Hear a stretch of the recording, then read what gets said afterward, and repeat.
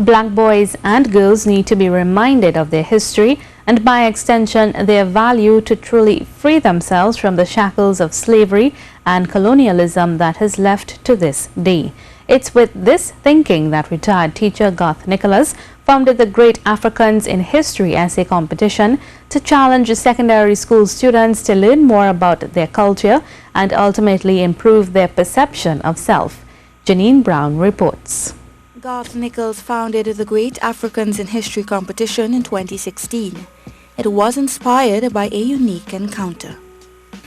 I had an experience in Price Mart car park in November of 2014.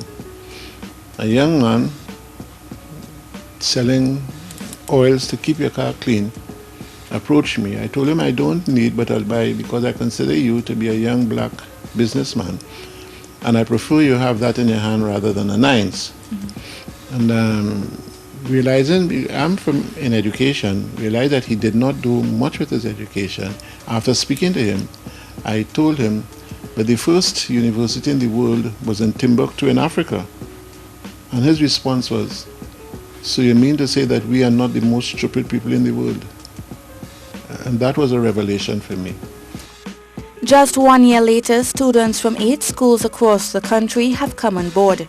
The students were challenged to write a piece on one of 9 selected icons of African descent, including Queen Sheba, Blood Bank pioneer Charles Drew, and Trinidad and Tobago's very own Lord Kitchener. Mr. Nicholas is hoping the initiative will help remove the inferiority complex often felt by persons of African descent and help them to see the good coming out of their ancestry. If you have the feeling that you are inferior, it will affect how you do things.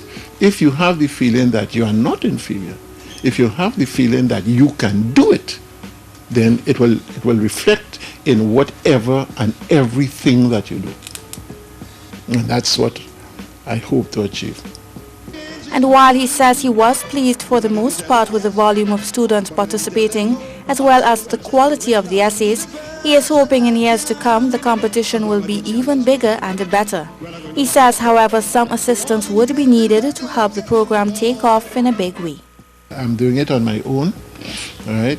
And that means financing it is also on my own. The prize money and all the trophies, I am financing it. So, but in the future, I would need some.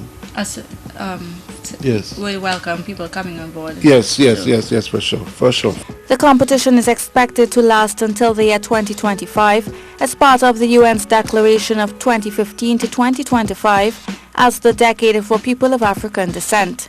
Education Minister Anthony Garcia is expected to present the awards to the participating students on Wednesday. Janine Brown, C News.